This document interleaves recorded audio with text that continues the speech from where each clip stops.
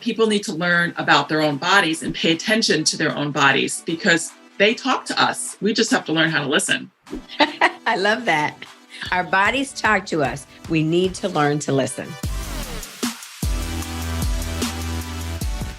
Welcome to the Optimized Workplace. I'm your host, Fran Bishop. Today, I welcome Serafine Lilien, owner of Ergo Arts, love that name, a provider of ergonomic assessments and services. Serafine's mission is to maximize employee productivity, health, and well-being using ergonomic principles, stressing the importance of proper posture, movement in performing tasks efficiently, and the effective use of breaks, stretching, and downtime for rejuvenation and well-being. That is so good, Serafine. I'm looking forward to you unpacking that.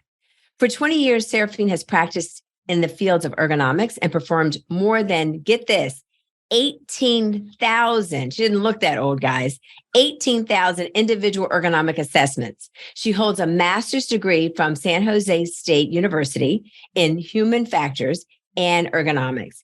So this is a truly important conversation. And I don't care, where you're listening, what you're doing, stop and take the next few minutes to really listen in, because over the years of practice, I have found that ergonomics can benefit anybody. I don't care what you do. If you work on the front lines, if you are a first responder, if you work in an office, if you dig ditches, if you work in a manufacturing plant, if you work in construction, I don't care who you are, ergonomics can truly help benefit your life and well-being. So let's get into it. Welcome, Serafine. Thank you. Thank you so much for the introduction, Fran.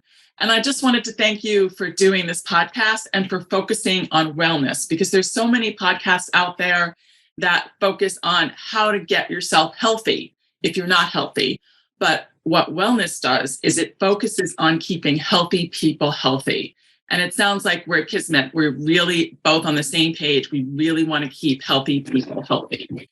And how do we shift our society to look at that? Because we're so used to putting out fires, and putting out fires is one thing, but how do you keep your employees healthy, right? So that's really what I want to talk about here.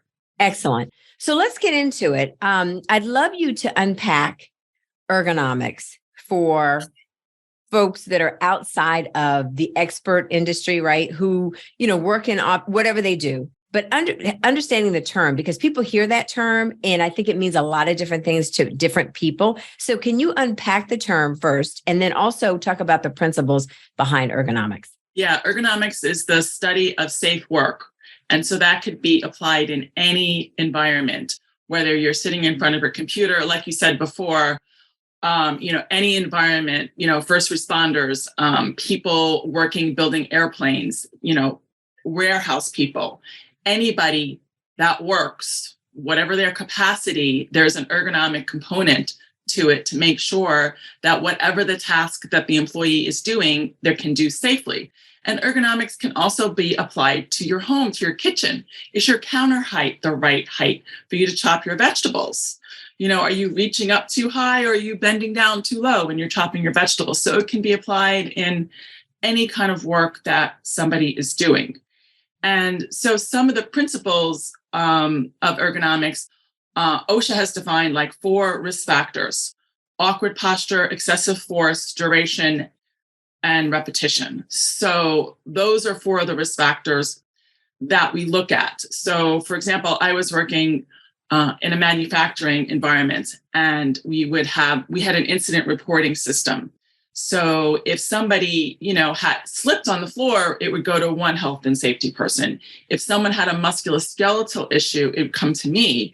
Then I'd have to go out on the floor and investigate what was that employee doing, what was their posture, how did they get themselves injured, and what can we do to correct that so it doesn't happen again. So awkward posture could be, excessive neck rotation. It could be, awkward hand or wrist positioning. It could be any part of the body that you're not using in quote unquote a neutral position. And so then repetition, how many times during the course of the day are you doing this task over and over again? Duration, how many days a week are you doing the same body movements over and over again? And then force, like, for example, typing, how much force do you need to actually press a key on the keyboard? Studies have been shown that people use up to 3 times as much force when they're hitting the keys on the keyboard. So if your neighbor hears you typing, you're maybe using a little bit too much force there on the keyboard. That is powerful. Like, who thinks about that, right? So let's jump down the road a little bit, and then we'll come back and unpack it because, and I don't usually do this, but I think it's important for this conversation for people to really understand what is the end result if you don't really check your ergonomics. And I think something that you just used, I think the two examples you used, I think are fantastic. Typing on a keyboard, something that we all do. We're in a new, data society. Everybody types or uses their phone. That's one. And then I love the example you used about being in a kitchen and not having enough, the right counter height. So when you look down the road, why is it so important and valuable to really take a closer look at your ergonomic environment? Yeah. A friend just recently had a back issue.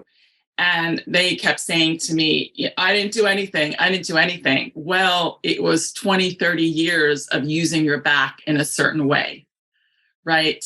So repetitive strain injuries happen slowly and over a long period of time. It could be 20, 30 years before you might get injured from, lifting or from mousing or from, chopping vegetables or whatever the task is that you do repeatedly. So it's cumulative. So what's important is to look at the early stages, like if somebody's mousing too much, they might have an ache or pain in their thumb or in one of their fingers or in their wrist or forearm, or it could even be their neck or their back. And that really could be from mousing incorrectly. So all of that needs to be investigated. So what I always tell people is you want to look at the early signs, like, oh, I get an ache or a pain, but it only happens Friday afternoon, right? And then the next thing you know, that pain is there Thursday and Friday. Then it's there, Monday through Friday. Anyway, we don't have to go into the nitty gritty of it. But the idea is that you want to catch it when it's in the early stages, because when it's in the early stages, it's completely reversible. But if you wait, again, I do ergonomic evaluations that are preventative and ergonomic evaluations that people have had aches and pains to workers' compensation cases. So, I do all of those. And so typically someone will say to me, oh, I've had this pain for 6 months, or I've had this pain for 2 years. So what I tell them is the pain came slowly. It's going to go away slowly. If you've had the pain for 3 weeks, you should expect it to take 3 weeks for it to go away. So you do the math, right? If you've had that pain for 2 years, it's going to take 2 years for that pain to go away. So wouldn't you want to stop it if it's only a pain for 3 weeks rather than for years?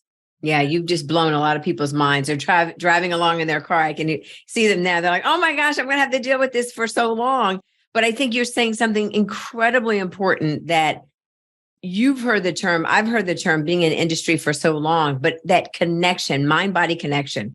So paying attention to what's happening in your body. And I really want you to say more for our listeners on this, because again, to me, this cuts across every grain. I don't care what you do in life. I don't care what your position, your occupation, stay-at-home mom, it doesn't matter. If you're not paying attention to what's happening, connecting with that ache or that little shift or that, oh, something's not right, then it's going to show up later. So are there any strategies or tips around how they can pay closer attention to that and being more connected with that and when they think about their ergonomic environment? Usually I just tell people they have to really just pay attention to their own bodies. My sister-in-law, she blew out both of her thumbs lifting her twins, a lot. So, how do you lift your children? All of that is going to affect your body.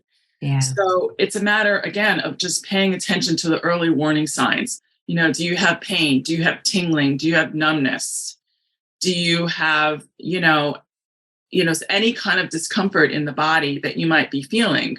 You want to pay attention to that instead of saying, oh, it's going to go away. It's going to go away. You need to investigate what you're doing and then how you're doing it. So the early warning signs are really, really important to pay attention to. Yeah. So it's again, any kind of ache or pain. It's any kind of tingling or numbness sensation, any kind of discomfort. Those are the kind of things that you want to look for, but those are the early warning signs that something's not right here. Maybe I need to investigate what I'm doing and how I'm doing it. And the great thing about having a professional ergonomist come in is because I can see what you're doing. People don't realize what they're doing. They're like, yeah, I'm fine. I'm fine. I don't know why this side of my neck hurts me. Right. And they're walking around all day like this and they don't realize it. And then I point it out to them and they're like, oh, I need to be more like this. Right. Like they don't notice what they're doing. So having an outside person come and look at them to evaluate what they're doing is also really key, because I can show them, wow, this is something that you're doing that I consider to be an awkward posture. You're not using your body in a way using neutral principles, basically. Yeah. This is such a good conversation because you are making it so accessible, ergonomics, and people understanding it. And I think that people automatically, when they think about ergonomist, they put you on this level of, well, I don't need an expert like that. But what you're really describing, and I'm hoping everyone's really catching this, is, to me, you're really a movement coach. You can be a preventative movement coach, or you can be a post-movement coach. Who knows? I think I've developed a new lane that I think that people need to think about when they think about an ergonomist. You don't want to wait until you need an orthopedist because you haven't properly prepared your body. That's the one thing I think of. The second thing I think of is that when you think of, if you think of your favorite athlete, those athletes do the same thing. Sometimes they're operating under pain or duress. They're not really paying attention to the movement. And then what shows up later is a really bad injury. I've had 2 ruptured patella tendons. No fun. Yeah, 2. And they were like 2 years apart. And I can tell you the first one, I built my company on my body. I always say lots of fitness classes and just over and over again. And it was breakdown and overuse. But there were signs that were showing up that the left knee was giving out, and I wasn't really paying attention to it, going up and down stairs. And by the time it ruptured, it was nothing left. My orthopedist, he did both surgeries. He said, yeah, you didn't have anything left in there. It was like loosey-goosey. It was worse than spaghetti. It was just loosey-goosey tendons, because there was nothing really to repair. There was nothing left because I wasn't paying attention to my body, just as you said. Yeah. And I come from a similar background as you. That's so funny because, I was a graphic designer before I was an ergonomist, and I developed a repetitive strain injury from mousing on the computer. So both of us have, used our lemons to make lemonade. Yep. Exactly. I love it. So true. And we're experts in the field, guys. Like, we've both been in the field for decades in wellness, and it can happen to us. And we're helping other people every day. So how much more can folks really pay attention to the fact that they need this movement specialist or this, again, ergonomist or somebody in their organization? So can we talk a little bit about that? So say, for instance, a lot of our listeners, are managing teams, they're managing, huge portfolios, lots of employees in lots of different environments. How can they think about structuring an ergonomist to come into their organization and being a part of that team for their employees? Yeah. So prevention, again, is key. So you want to have a preventative ergonomic program. And one of the ways to do that is management needs to really be on board and really want that to happen. And the employees need to be engaged as well. And when those two come together, then employees are going to feel like they're really being taken care of. And that is a benefit to have in any kind of company that, like, everybody wants to have benefits for their employees. And this is a really great benefit to offer to your employees to keep them healthy. Yeah, I love that. We worked with a fairly large client during COVID, and they were supporting their frontline workers with ergonomic support. And because the frontline workers, and my husband's, he's a first responder as well. They are the ones that are doing the heavy lifting, no pun intended, of people. They're putting themselves in harm's way in many cases, and it's repetitive. A lot of the work that they do is repetitive, and they're using their bodies to do so. So how much more so? Well, in the office environment, I think it's the same thing. You mentioned mousing, but also typing. If you're a manager, or if you're a technical writer, if you're on your computer for endless hours, we all are. That is repetitive motion, and that's injuries that can happen over time. So let's shift a little bit and talk about the strategy around, again, good ergonomic training intervention in an organization, having an ergonomist on your core team. What are you seeing in terms of trends, in terms of, the hybrid workplace now? We've got this new future of work. People are obviously using virtual meetings for lots of different things. What are the trends that you're seeing around, again, implementing ergonomists in your organization and how to best do that? Anything to share? Several companies that I'm working with right now do hybrid work. They have, let's say, 3 days a week on site and 2 days a week that employees can work from home. So, and then some of the employees are complaining that their employer is not providing the same equipment for them as at home as they are in the office. So, and so that's something that employers need to consider, like, what are they going to offer their employees in the office and what are they going to offer at home for them? Right? This employer, is offering them, electronic sit-stand desks for home, which is awesome. And they're offering them nice ergonomic chairs, but maybe not the same quality that they have in the office. And so there's a mentality sometimes in corporations of, people feeling like they're spoiled or something, like, well, I have this in the office and, I need the same exact thing at home. And it's like, well, so what they're doing is they're like, well, this is basically, we have satisfied your ergonomic needs by this home furniture that may be different than your office furniture. Mm-hmm. So, there has to be some criteria involved, like making sure. One of the big things that I see when I go into offices is companies will order sit-stand desks, let's say, for people. And there are so many sit-stand desks out there that I would never order for employees because they have a limited range and they're cheaper, right? They cost less money, but they're not going to have the same range meaning like from 25 inches to 48 or 50 inches, so that people, that are 5 foot tall, can work when they're seated. And then a 6 foot tall person can work while they're standing, right? Yeah. So they have created the criterion that it's going to have the range, but it may not be the same size at home. It may be smaller for home.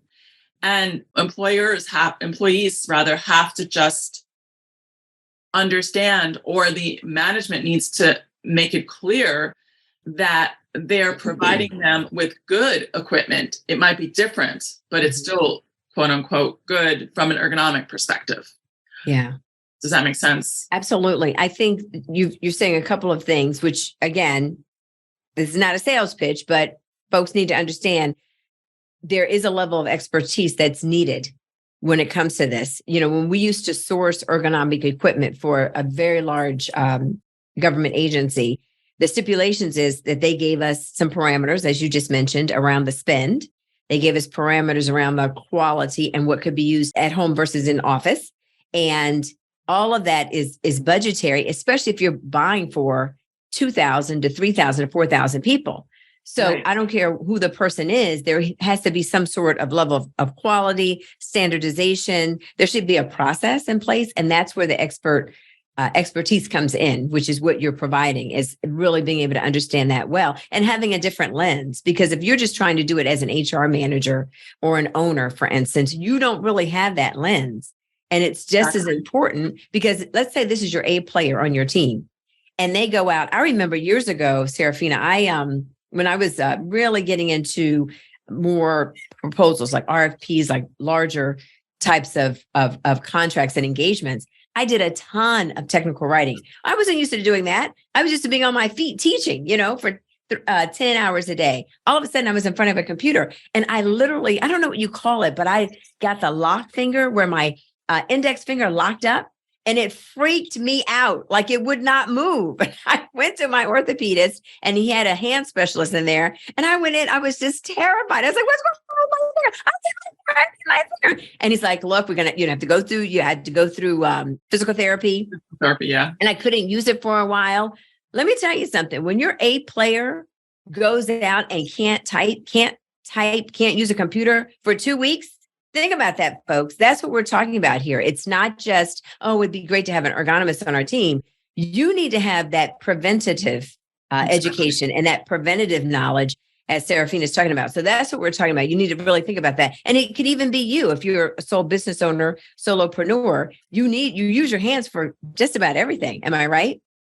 That's true. Yes, we use our hands for everything, opening up doorknobs, holding martini glasses, mousing, Yep. little things like that. Lifting grandchildren one day, maybe. There you go. I mean, it's gardening. It's everything. So right, exactly. Yeah. you got to take care of your body. You have to take care of your body. You only get one set of hands in a lifetime. You can't go to the store and buy another pair. No. I wish I could, So true. So true.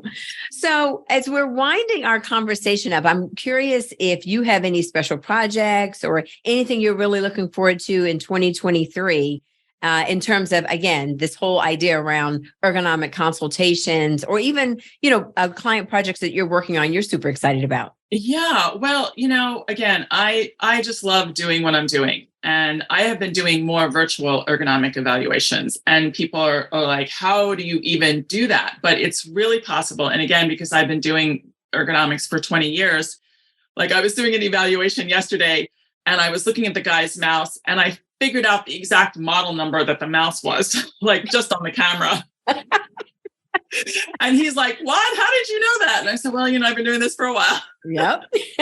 So, I've been getting involved in doing more, virtual ergonomic evaluations. And so I'm kind of excited about doing that and helping people that may not be in my area, solve their physical problems in their workstations. And it's worked really well for office evaluations, for sure. That's one of the things that I'm excited about. The other thing is I've been working with another wellness company, and I'd like to work with some more wellness companies to promote ergonomics that way, because I really think that you guys do preventative work in the companies. And I think that ergonomics needs to be put forefront as a preventative strategy to keep healthy people healthy. I think it's so important. I mean, one workers' comp case is about $30,000.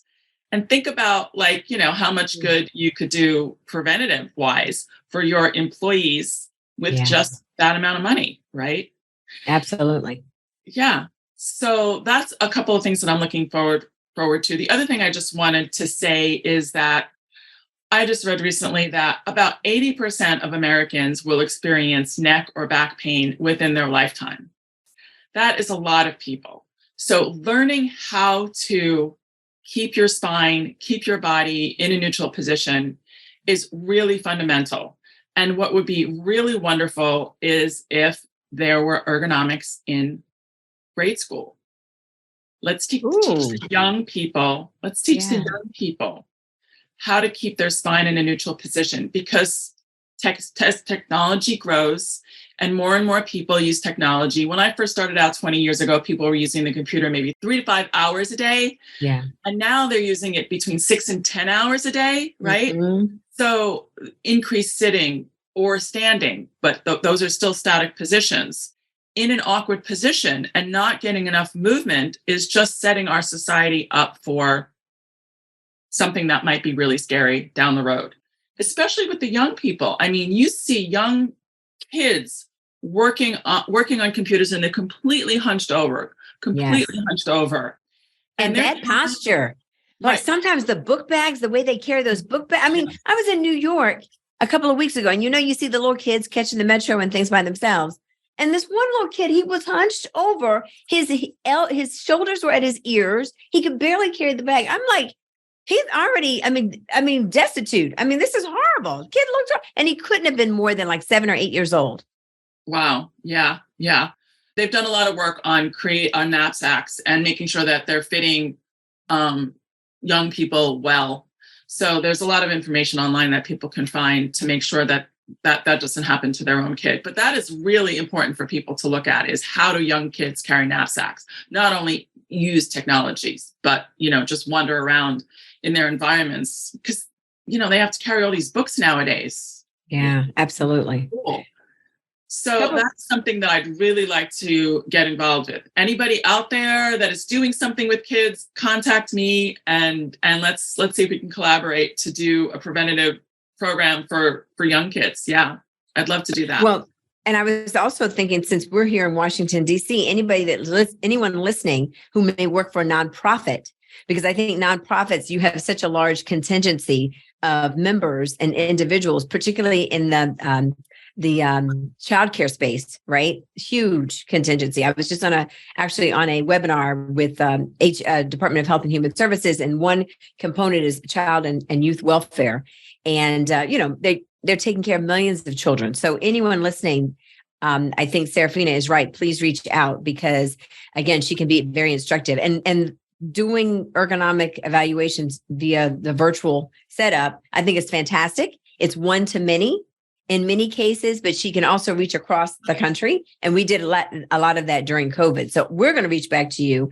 as a wellness company to see if we can actually collaborate with you on a couple of teaming opportunities. I think the one that you mentioned you're really excited about is children, but I think also having some preventative instruction around how to properly use technology to help, not hurt your body. Exactly. And also, again, the preventative measures in terms of just taking care of your body. You only get 2 hands, you get 2 legs, and you get 2 knees. And let me tell you, if one of those knees goes out, you're in a bad spot. Been there, done that, don't want to go back. So exactly. I just actually avoided taking a class, and I saw the instructor this morning, and I had signed up for the class, and I saw him, and he was peeping at me through the window because I was on the bike, recumbent bike. And so I went in and said, look, I'm sorry I didn't take the class, but I got a twinge last night. And after 2 ruptured patella tendons, I get a twinge. I don't do it. And he has a lot of lateral movement and jumps and pounding in his class. And I was like, Fran's not coming. So he's like, I understand. But you really have to listen to your body, really listen to your body. Yeah, exactly. I found out years later after my repetitive strain injury that I'm in the category of people that are hypermobile. And that now I know why I got the repetitive strain injury myself and why it never really fully healed. So I have to be really careful with the kind of yoga classes that I take, because overstretching is just not good for my body. So yeah. Wow. So, people need to learn about their own bodies and pay attention to their own bodies, because they talk to us. We just have to learn how to listen. I love that. Our bodies talk to us. We need to learn to listen. We're not trained in that. We're trained in the cognitive. We're trained, to take care of our brains, right? We're not really trained to take care of our bodies. So true. We need to start doing that, because we don't want to fall apart, right? No, we don't. We want to live long, healthy lives. So exactly. Absolutely. This conversation is for all of us. Yeah, right. Employees are going to be happier. They're going to be healthier. You take care of your employees. You do the preventative work, and, they're going to really enjoy working at the company if you do that. So, yeah. Well, Serafine, I have so enjoyed this conversation. It has been power-packed. And again, I think that there's some residual that will come from this. I definitely see some opportunities for you with our listeners and also with Aerobodies. So thank you once again for being on with us today. And thank you for those who had joined us for the Optimized Workplace. And remember, it's many monumental moments and shifts that can make the biggest difference in your life. So I'm Fran Dean Bishop. I'm your host. Have a great day, everyone. Thank you so much, Fran. Appreciate it.